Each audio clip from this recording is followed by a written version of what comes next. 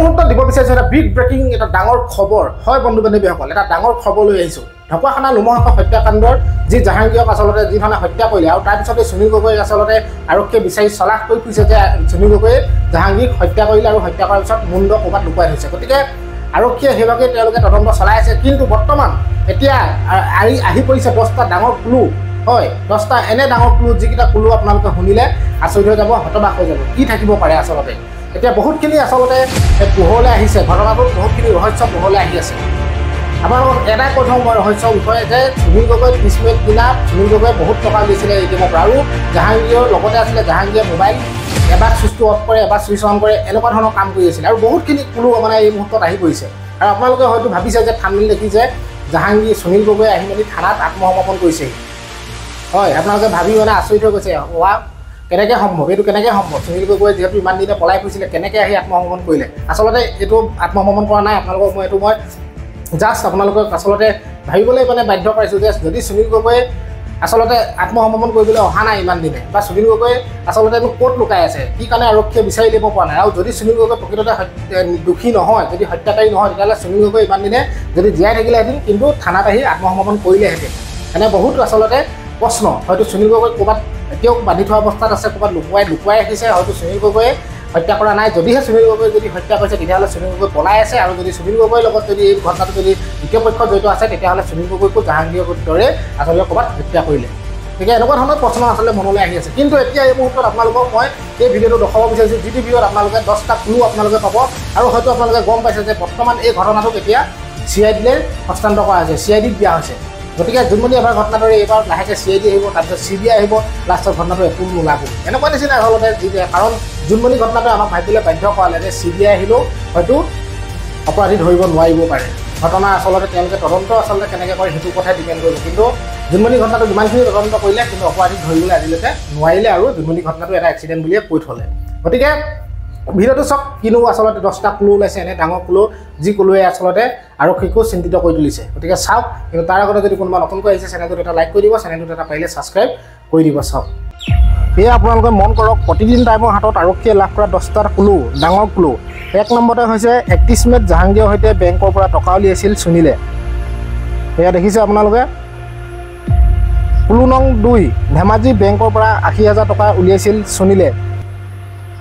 clue নং 3 30 মে দিনৰ 11 বজাৰ পৰাই ফোন অফ কৰিছিল জাহাংগীৰে ক্লু নং 4 মাজে মাজে কেৱল সুনীল গগৈলৈ ফোন কৰিছিল জাহাংগীৰে ক্লু নং 5 1 জুনত ফোন নম্বৰ সলনি কৰিছিল সুনীল গগৈয়ে ক্লু নং 6 ককায়েকৰ ঘৰৰ পৰা এয়াৰটেলৰ চিম নিবলৈ পঠিয়াইছিল ভতিজাকক ক্লু নং 7 ভতিজাক জয়ন্তৰ ফোনৰ পৰা বিশেষ নম্বৰত ফোন কৰিছিল সুনীলে ক্লু নং 8 1 জুনত সঘনাই সেই নম্বৰৰ সৈতে যোগাযোগ কৰিছিল সুনীলে ক্লু নং 9 ঘটনাৰ দিনা জাহাংগীৰ সুনীলৰ লাষ্ট লোকেশ্যন আছিল এটাই ক্লু নং 10 মৃতদেহ উদ্ধাৰ হোৱাৰ স্থানতে বন্ধ হৈছিল 2টা ফোন ঘৰৰ নিকটৱৰ্তী অঞ্চলতে আত্মগোপন কৰিছে সুনীল গগৈয়ে ডাঙৰ খবৰ এইটো এটা কাৰণ সুনীল গগৈকো তাতে ক'ৰবাত পুতি থোৱা হৈছে নেকি এনেকুৱা ধৰণৰ বহুত প্ৰশ্ন ৰেলৱে ষ্টেচন বিমানবন্দৰৰ CCTVত ধৰা পৰা নাই সুনীলৰ অৱস্থাত ঘৰৰ নিকটৱৰ্তী অঞ্চলতে আত্মগোপন কৰিছে সুনীল গগৈয়ে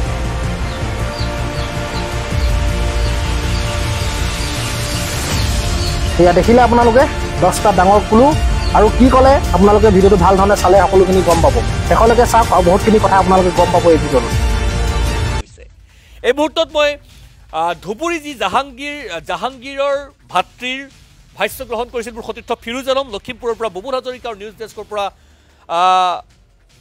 দেৱপ্ৰতীপ বৰুৱা মই তিনিওৰে লগত সংযোগ স্থাপন কৰিব বিচাৰিছোঁ প্ৰথম ফিৰোজ আলম মই আপোনাৰ ওচৰলৈ আহিছোঁ যে জাহাংগীৰৰ ভাতৃয়ে আজি কি তথ্য সদৰি কৰিলে পুনৰবাৰ মই শেহতীয়াভাৱে আপোনাৰ পৰা গোটেইখিনি তথ্য জনাৰ চেষ্টা কৰিম ফিৰোজ আলম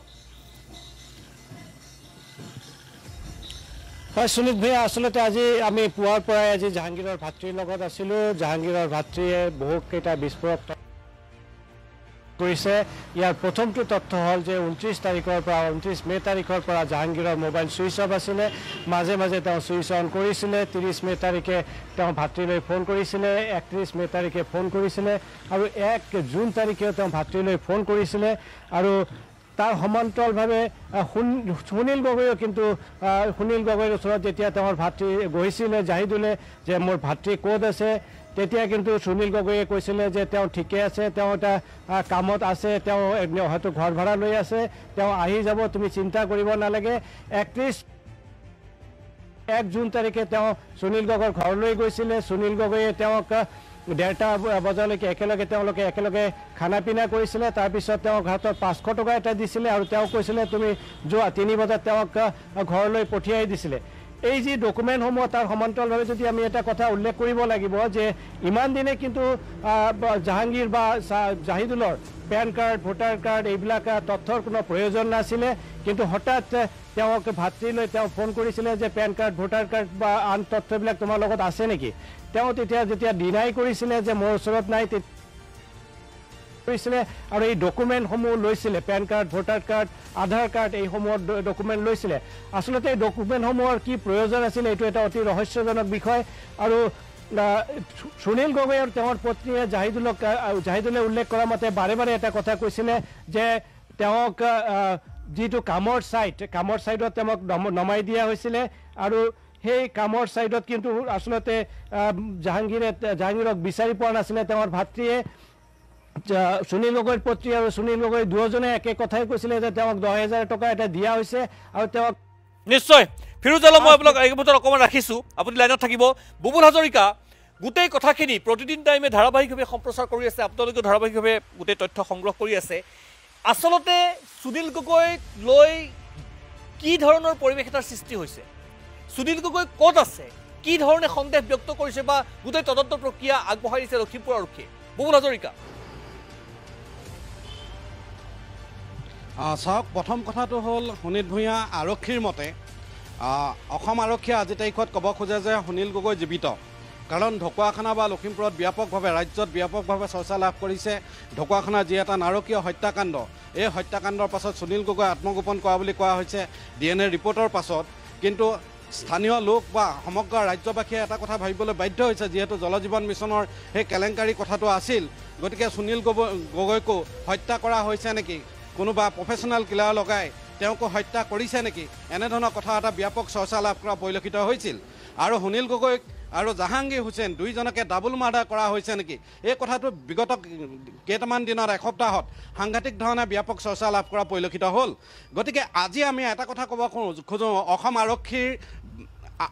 আৰক্ষীৰ সূত্ৰমতে আমি বিশ্বস্ত সূত্ৰমতে এটা কথা আমি ক'ব খোজোঁ যে আৰক্ষীৰ মতে সুনীল গগৈ মৰা নাই সুনীল গগৈক হত্যা কৰা নাই সুনীল গগৈ জীৱিত অৱস্থাত আছে